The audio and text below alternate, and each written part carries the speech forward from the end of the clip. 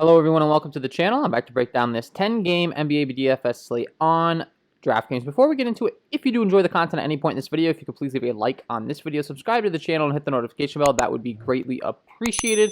YouTube continues to tell me about 60% of my audience is not subscribed, so if that's you and you're consistently returning and enjoying this content, and you haven't done so far, if you could do that, that would be awesome. And then if you are a new viewer and you really enjoy, same rule applies to you, and thank you for all the support again, guys. Thank you. We continue to grow, and I will be here all NBA DFS season long, breaking down these slates to help you guys become better NBA DFS players and to help you win some money. And if you are getting some very serious about NBA DFS, I do offer an NBA DFS package over here on Patreon. We can get access to my premium NBA projections, NBA data sheet, player stats, team stats, play context stats, core plays, injury impact insights, and NBA Discord chat access. I've been getting some good feedback, people consistently winning over there, using my tools, and I think I've gone ahead and put together a very good system here at a much more affordable price than these big sites where you're paying like $30-$40 a month. So check that out, link below in the description. And with all that being said, let's go ahead and start breaking down this slate today. First game on the slate, Indiana taking on Cleveland. Right now, this game comes in with a 216.5 over under with a 5.5 point spread. So not exactly expected to be the fastest paced game. I believe the slowest paced game on the slate. So we're going to start off by saying we're not going to have a lot of interest in this when we're playing a 10-game slate, guys. I don't think it's smart to be targeting too many players from this game. If you are targeting players, the ones you're paying up for: Domantas Sabonis, Jarrett Allen, Malcolm Brogdon at the top here. These guys are all the ones getting the most usage, but they are priced way up in a slow-paced game. So they're going to have a difficult time getting there. You need possessions in basketball to occur, rebounds, assists, points, all of these things. And we're not going to have a lot of possessions in this one. So I would have more of an interest in the mid-range down here. Playing guys like a Miles Turner at 6K, guys like a Justin Holiday. Maybe they can actually get you there at their price tags. But overall, going to make this one very quick because I would not be advising you to play many pieces from this game. So on to the next one. Utah taking on Philadelphia. This game right now comes in with a 227.5 over under with a 3-point spread in favor of the Utah Jazz. So expected to be a close game here. Decently paced, 227.5. Tobias Harris continues to be listed as questionable. If he is back, that's going to take a hit to Joel Embiid and Ben Simmons. If he's out, that's going to continue to bump them up. They're getting real close to All-Star break here, so unless he's like 100% healthy, I have a feeling they're not going to push him back too quickly. Just let him get his rest of the break. It's one game. But if he's back, that's what's going to happen. If he continues to be out, we're going to like Ben Simmons and Joel Embiid a lot more than we typically would. Ben Simmons priced up to 9.2, though, so DraftKings anticipating the possibility of them being without Tobias Harris in this one. But Joel Embiid has been priced down from 10.6 to 10.4. So slight price tag decrease, but those are the two guys you're really looking to. On the Utah side, they continue to get healthy. Mike Conley coming back really dampened my interest in playing guys like Donovan Mitchell at the top here. I was playing Donovan Mitchell a lot when there was no Mike Conley. Now that Mike Conley's back, this guy's still priced up in the mid-8K range, and I think his upside is extremely limited. Jordan Clarkson, Joe Ingles, Bojan Bogdanovic, all these guys are kind of cutting into each other's usage. There's a big team effort, and I will continue to say, it seems like I say this every single time I break down the Utah Jazz, but it's true. And I think based on the results, I've been pretty accurate looking at these game logs. My main pieces of interest, Bojan Bogdanovic is a guy that can get hot anytime you want, but he can also go out there and put you up literally 5 DraftKings points because he's so scoring dependent. But my two guys would be Mike Conley and Jordan Clarkson. Mike Conley because he's the main on-ball handling point guard at 6'5". He's cheaper than Donovan Mitchell, so he can actually get you the upside at that price tag. And Jordan Clarkson because he's the main on-ball handler when he comes in off the bench as a 6-man, and he gets a lot of usage. And he is also priced in the low 6K range. So those are the two guys I'd be looking to. You can play Danny Green if Tobias Harris is out as well on the wing, but somewhat being limited. You got Mike Scott, you got all these other guys, Seth Curry, Shake Milton. So overall, that's pretty much my interest in that one.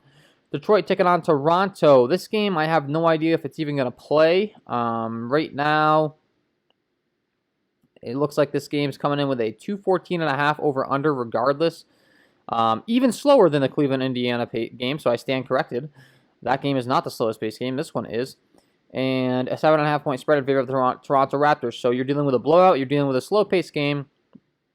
The only thing is, if the game plays, you're looking at Fred VanVleet, Pascal Siakam, OG Anunoby being out. So that's going to open up a lot of usage on the Toronto side. So that would open up some interest in playing, Kyle Lowry, a ton of interest in Kyle Lowry, a ton of interest in Norman Powell, a ton of interest in Chris Boucher, maybe even a ton of interest in Aaron Baines. So if this game does play, you're going to have a ton of interest based on the injury news that's currently being displayed. And if Jeremiah Grant's out on the Detroit side, the same rule is going to apply for them. You're going to get bumped up to guys like a Mason Plumlee, like a Josh Jackson, like a Sadiq Bey, like a Dennis Smith Jr., Saban Lee, maybe even an Isaiah Stewart and a Svi Mikhailuk. So, some injury expected to be just really, really slow. So we're leaning on injuries here. If the game plays and all these guys are out, there's some cheaper guys that are going to get a big bump in usage. So they would make some sense as value plays alongside Kyle Lowry, because even though he's up at 8-1 and this is a slow-paced game, he's going to have a ton of usage, so would make some sense if that game plays. So definitely keep an eye on that one. Brooklyn taking on Houston. This one should be a fun one. James Harden returning to Houston. This game has a 226.5 over-under with an 8-point spread in favor of the Brooklyn Nets. First game back in Houston, James Harden. I'd like to think he's going to want to put on a show, so I'm definitely going to like him. Putting up 80 DraftKings points last time out, taking on that San Antonio squad, just showing his upside. Triple-double. 30 points, 15 assists, 14 rebounds. So that's what James Harden does. Kyrie Irving at 9-4. Same rule applies to him. Tons of usage to go his way with no Kevin Durant. So both these guys are going to make a lot of sense. And then on the Houston side, it's also pretty predictable. And in a faster-paced game, we could definitely be playing some John Wall and some Victor Oladipo. They're number 1 and they're number 2 as far as their offense is concerned. So I feel really comfortable going ahead and saying, Victor Oladipo and John Wall are the best plays on the Houston side by far, even though the price tags are factored in, and Brooklyn, James Harden, and Kyrie Irving are the best plays by far. And then once you get down here, we are dealing with some injury news with guys like an Eric Gordon and a Daniel House Jr. being listed as questionable. So if that occurs, you're going to be looking at Jayshawn Tate a lot more than you would on Houston. So he would actually become, one of my top plays based on salary, because if both of these guys are out. And then you're also looking at Sterling Brown and Ben McLemore on the Houston side. So they would actually become really great value plays if both those guys have to sit in this one. Then you're looking to Joe Harris, last guy I will mention, at 5'4", and Bruce Brown, based on the fact that there is no Kevin Durant. These guys are going to continue to see minutes. How interested I am in them is kind of up in the air. I would prefer Bruce Brown over Joe Harris right now, just based on production and who's actually seeing the shots right as of late. So just keep that in mind. Charlotte taking on Minnesota in this next game. Right now, this game comes in with a 229.5 over-under with a 1-point spread in favor of the Charlotte Hornets. I would have a ton of interest in Karl-Anthony Towns in this one. I do have a ton of interest in Karl-Anthony Towns in this one. The Charlotte front court does not scare me. This guy's going to continue to get a ton of usage for the Minnesota Timberwolves, with there being no D'Angelo Russell and there being no Malik Beasley. I expect him to continue to chuck a lot of shots and get a lot of usage. Same rule applies for Anthony Edwards at 6'9". We'll continue to play this guy. He was priced up to 6'8", 6'9". He got a $100 bump, but that's not that much. And he's put up like mid-30 DraftKings points. I think he's got room for much more upside than that. Just waiting on the right game, and this one definitely could be that. Ricky Rubio at 5'9". I will continue to somewhat fade. He continues to be limited to the mid-20 minutes, so I'm not all that interested in him. And once we get down here, Vanderbilt at 4'7" continues to play quite a few minutes, so he makes a lot of sense as a play. But he did see his minutes dip down to 15 last time, so played 34, 23, put up 32 and 33 DraftKings points, and then all of a sudden got his minutes dip. So take with that what you will. Not exactly sure what to think, but I do know that we're going to play Karl-Anthony Towns. We're going to play Anthony Edwards. We're going to feel really good about those two guys. And then on the Charlotte side, we're waiting on Gordon Hayward news, but it does look like Devontae Graham's out. If Gordon Hayward's out again, we're going to love all these Charlotte guys. PJ Washington, Malik Monk, and Miles Bridges specifically will get big bumps and still are not priced up enough, and they get one of the best possible matchups you could ask for, taking on this Minnesota squad, who is absolutely dreadful defensively. So definitely will have interest in these guys. And then, of course, LaMelo Ball and Terry Rozier at the top, getting the most usage and are priced up for a reason. LaMelo Ball finally seeing that huge game that we've been waiting on, 60 DraftKings points. And priced up to 9.2. Going to be a little harder to go there, but like I said, this is like the best matchup you could ask for. And Terry Rozier at 7'9", I'll definitely have a lot of interest in. put up a terrible game against Sacramento with only 17 DraftKings points in, arguably the best matchup you could ask for, and now he gets Minnesota, so hopefully he'll bounce back in this one, and I do think he will, so definitely be playing some Terry Rozier. Chicago taking on New Orleans. This game right now comes in with a 236.5 over under with a 5.5 point spread in favor of the New Orleans Pelicans. Expected to be a very fast up-tempo game, the fastest game on the slate, and we are definitely going to want to be playing some pieces from this one. At the top, Zach LaVine at 9.5 makes a lot of sense. Taking on this New Orleans squad, he continues to be priced in the mid 9K range, has consistently been only putting up like 40 DraftKings points. That's not enough to get it done for you, but that might lower his ownership. So I have no issues with him. Zion Williamson and Brandon Ingram, I'm going to love these guys. I've been loving targeting the Chicago front court. Zion Williamson, I continue to say, has been capped at somewhat of like a mid-40s to 50 DraftKings points upside. I think if there was any matchup where I would say he can finally break that streak, maybe get you up to like 60 DraftKings points, this would be the one. So I'm definitely going to have interest in Zion Williamson tonight. Brandon Ingram at 8.4, same rule applies to him, a rather big wing. Definitely can use his length to get some buckets in this one. And then Lonzo Ball at 6'8". I'm not afraid of the Chicago Bulls defense either. So those three guys I've been really locking in on the New Orleans side. Then you get down here and it's more so blended with Eric Bledsoe. Steven Adams, though, I mean, I just said I like targeting the front court. Steven Adams at 5'2" could be a great play as well. This guy could have a really big game. And Eric Bledsoe specifically, I want to stop and take a second to address because he's been playing like mid-30 minutes for quite some time now, and his production is really starting to ramp up. So he's got 31, 39, 29 DraftKings points. And I definitely think he's someone to keep an eye on and definitely someone that you could be playing in your lineups tonight. And then on the Chicago side, as far as outside of Zach LaVine, you're playing Kobe White, you're playing Thad Young, you're playing Wendell Carter Jr. It's really that simple. They're kind of the same role as the New Orleans side, the core that you can really lock in on. And then if you want to get down here to like Garrett Temple and Denzel Valentine off the bench, sure, they could have big games in this one because it's so quickly paced. So, I have no issue playing a Denzel Valentine at 3.8. He could actually be a really good play because he can get hot quick. And the Bulls won't have an issue playing small ball in this one with the Pelicans. So, interesting tournament plays there. And Josh Hart at 4.9, you can play on the New Orleans side as well. I didn't bring him up, but similar. Can get hot. All or nothing tournament play. Same thing as Denzel Valentine. So, interesting tournament plays for sure. Atlanta taking on Orlando. This game comes in with a 224.5 over under with a 4-point spread in favor of the Atlanta Hawks. So, fairly paced game. Expected to stay close. Orlando continues to deal with no Aaron Gordon, and Evan Fournier is listed as questionable. That's very relevant news. If Evan Fournier sits, we're going to have a ton of interest in this one in a Terrence Ross at 6'3". Terrence Ross is going to take on a much bigger role. And at 6'3", that's not going to be enough to talk me off him. So I'll love him. I'll love Nikola Vucevic even more. I already do like Nikola Vucevic a lot at 10'3". Arguably the best center play on the slate today. So definitely keep an eye on that. If Evan Fournier's out, I'm going to love Terrence Ross. I'm going to love Nikola Vucevic. And then Cole Anthony continues to be out as well. So we could be looking to a Dwayne Bacon and a Michael Carter-Williams. Both these guys would become very valid plays.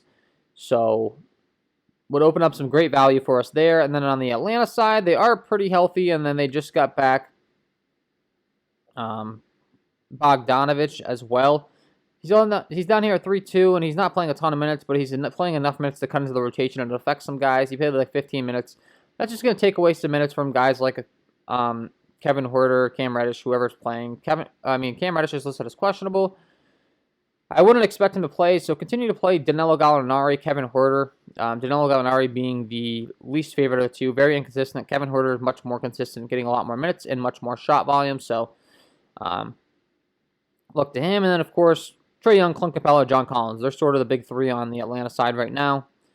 All three making a lot of sense night in and night out on this Hawks team. Specifically, John Collins, based on his price tag, he's been performing pretty well. But he has seen his price climb all the way up to 6'9", compared to where we were playing at like 6'4" earlier in the week. So, moving further along, Oklahoma City taking on Dallas. This game right now comes in with a 223.5 over-under with a 6.5 point spread in favor of the Dallas Mavericks. Luka Doncic is listed as questionable, so that is very big news. Right before the All-Star break, guys, so I would not be surprised at all if some of these teams just decide to bag it in and rest their stars. So if Luka's out, we're going to be looking a lot to Jalen Brunson, Josh Richardson, Tim Hardaway Jr. All these guards and wings are going to get a lot more usage. Specifically, Jalen Brunson, his main replacement would be the one we're really looking to at 5'3". Very good fantasy point per minute producer, and if he gets starting minutes, he's going to be a smash play at that price tag. So keep an eye on that one.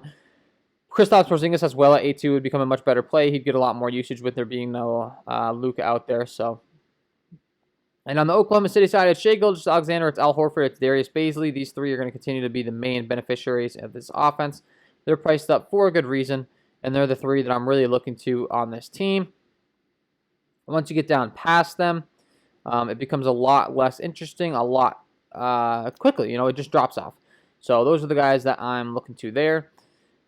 Golden State taking on Portland. This should be a great game for fantasy points. Right now, this game comes in with a 235.5 over-under with a 1-point spread in favor of the Golden State Warriors. So, expected to be close, expected to be fast. Damian Lillard and Stephen Curry, I'm going to have a ton of interest in both these guys.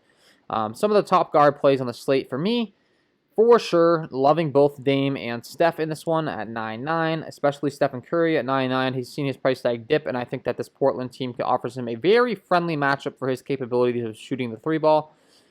So, love Steph Curry. I'm going to love Enes Kanter, Draymond Green. Both these guys very involved and good fantasy point per minute producers. Enes Kanter can put up some boards and points real quick for you. Draymond Green has triple-double upside every time he touches the floor, points, assists, rebounds.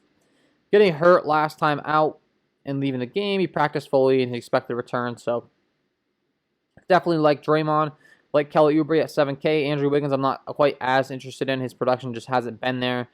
You can play him as a tournament play at 6'2". He can definitely get you there. He can get you 50 on any given night. Just hasn't been doing it. He's kind of just become a defensive piece on the Golden State side. So it's weird, but not scoring. And then Robert Covington and Gary Trent, both guys getting lots of minutes as well. Both these guys make a lot of sense. And yeah, I'm just going to be having a ton of interest in this game. These guys are all priced. The rotations are very predictable. I think there's some good mid-range value here. And some good plays all around. So definitely be taking a hard look at this one tonight. And last game on the slate, the Los Angeles Lakers taking on the Sacramento Kings. LeBron James is listed as out in this one. Speaking of getting some guys some rest before the break, Kyle Kuzma missed last game. He could rest too. We could be looking at some serious value in this last game. Save the best for last because this is literally the best matchup you could get for the Los Angeles Lakers. It's 226.5 over-under with a 4-point spread in favor of the Sacramento Kings. And yeah, we could just be playing a ton of these Lakers pieces. Even on the Sacramento side, we could be playing some more Sacramento side pieces than we typically would because there's some good defensive pieces gone for the Lakers. But Dennis Schroeder, Montrezl Harrell, priced in the mid 5K range, going to be way too cheap in this one. Both these guys, very big priorities for me on this slate. Both making a lot of sense on the slate tonight. I mean, it's like a no-brainer to click both of these guys into my lineups as far as I'm concerned. Especially because if there's no Marcus Gasol, and then you could be looking to Alex Caruso. If he's in, you could play a Markieff Morris, a Kentavious Caldwell-Pope, a Talen Horton-Tucker. Like, it is absolutely ridiculous the amount of value that these guys are going to provide tonight. And I would be highly recommending throwing these guys in, throwing in some studs in your lineups and feeling real good about it. So definitely putting an emphasis on the Los Angeles Lakers side tonight. And then on the Sacramento side, it's more evenly dispersed. There is no Halliburton, so that's going to give a bump up to a guy like a Buddy Hield, who is listed as questionable as well. So if Buddy Hield's out, that's great. That's just going to make us be able to lock in on Marvin Bagley, Rashawn Holmes, Harrison Barnes, De'Aaron Fox, those four. And then we can look into guys down here like a Bielitsa and a Corey Joseph, first in value as well. And that is my overall breakdown of this 10-game slate. Before I let you guys go, I got to give you my lock of the night. Let's get into it.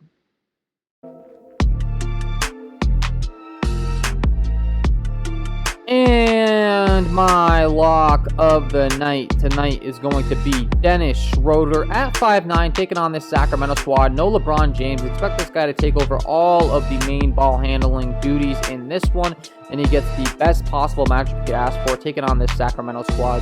Putting up 0.87 DK points per minute this season.